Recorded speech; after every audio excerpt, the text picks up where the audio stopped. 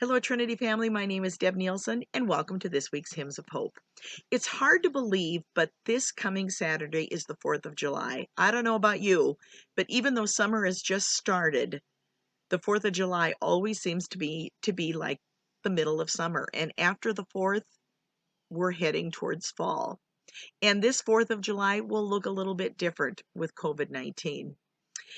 Our hymn of hope this week is one that you would not find in the Lutheran hymnal. I don't know that it's really in any church hymnals. I could be wrong, but our hymn of hope is one that has brought our country through many troubled times, through times of war, through times of terrorism. It has brought hope. It has brought inspiration. And our hymn of hope this week is God Bless America, written by Irving Berlin. The life of Irving Berlin is a uniquely American success story. He was born Israel Berlin in the Jewish village of Tyumen in a harsh region of Russia known as Siberia. When he was about 5, an anti-Jewish mob destroyed his family's home, and the Berlins set out for America. They settled on New York's Lower East Side. Irving Berlin's father died when he was 8, and Izzy went to work selling newspapers to help support his family. As a young teen, he began singing in saloons and at some point taught himself piano. He began copying the musical styles of the day and developed an incredible instinct for creating popular tunes that people loved to sing. A printing error on a published piece of sheet music left him with the name Irving Berlin, and that was the name he carried as he wrote song after song. In 1911, he wrote his first huge dance hit, Alexander's Ragtime Band. I'm outside. Can you hear the helicopter going over? After that, Berlin's career took off like a rocket. He wrote stage musicals and film scores and produced hit after hit.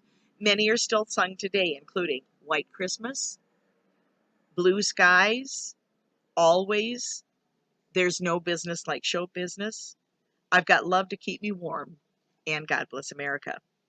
When describing his goal as a songwriter, Berlin said, "My ambition is to reach the heart of the average American, that vast intermediate crew which is the real soul of the country. My public is the real people." Kate Smith, one of the great singers of her day, had asked for a new number for her radio show. She asked Irving Berlin, "Do you have a song that I could sing, make a record of to inspire the country?" The year was 1938, and she was looking for something fresh to mark the 20th anniversary of the end of the Great War, which would later be called World War I. Irving Berlin had composer's block. Berlin felt the urgency to deliver. He had recently returned from Europe, where catastrophe was brewing. Nazi Germany, led by Adolf Hitler, was growing more powerful and aggressive and seemed to be preparing for war. But Berlin wasn't focused on writing a Get America Ready for War song. He wanted to create something special as a place to remind us of America. And he remembered a song he had drafted years earlier.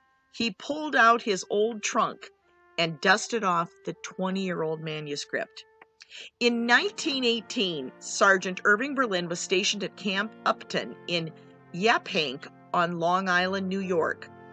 Berlin was already a successful songwriter, now a draftee, and his commanding officer enlisted him to write a musical review to help raise money for a new building. The result was Yip Yip Yap Hank, a lighthearted musical review about Army life featuring music, skits, and military drills. The show produced one of the hits of World War I, "Oh How I Hate to Get Up in the Morning," a comic song about a soldier's reluctance to answer reveille. The Army's early morning alarm clock played on a bugle. "Oh, how I hate to get up in the morning. Oh, how I'd like to remain in bed." Berlin had written another song for the review, but had cut it from the show. He thought the lyrics were too sappy. So God Bless America waited in his trunk for 20 years. Then Kate Smith came calling. Berlin looked over his early work and rapidly began rewriting and revising. He had less than 2 weeks to get it ready for her performance, and he came up with the words and music to God Bless America. The result was the song most American school kids have learned to sing by heart. Kate Smith sang the song as the show closer on her national live broadcast every night. Berlin's phone immediately began ringing off the hook. Everyone wanted to know where they could get the music. After that, Kate Smith almost always included the song in her weekly show, and it became her trademark during a career that spanned 5 decades. She also added a short poem, prelude, that Berlin had written. While the storm clouds gather far across the sea, let us swear allegiance to a land that's free. Let us all be grateful for a land so fair as we raise our voices in solemn prayer. Storm clouds were indeed gathering over Europe. Less than a year after the debut of God Bless America, Germany's war machine rolled into Poland, igniting World War II in Europe. The United States would not officially join the war until the Japanese attacked Pearl Harbor on December 7, 1941. But as God Bless America grew in popularity, most Americans already feared that it was just a matter of time before the U.S. would be called to fight. During World War II, Berlin toured with his show, This Is the Army, to raise money for the U.S. war effort. God Bless America was one of the featured songs. When it came to God Bless America, Irving Berlin and Kate Smith put their money where their mouths were. They donated all the royalties from the hit song to the Boys and Girls Scouts of America through the God Bless America Foundation. That arrangement is still in effect today. Other wartime songs would remind Americans what they were fighting against. Berlin's God Bless America reminded them what they were fighting for. So, in this time of turmoil in our country with racial injustice, with the COVID-19 pandemic, we say, God Bless America. That's a song that will live on through American history. So, here is God Bless America. Will you join me in singing God Bless America? God bless America, land that I love. Stand beside her and guide her through the night with the light from above. From the mountains to the prairies to the oceans white with foam.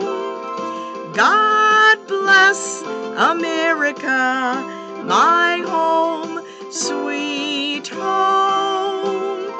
God bless America, my home, sweet home.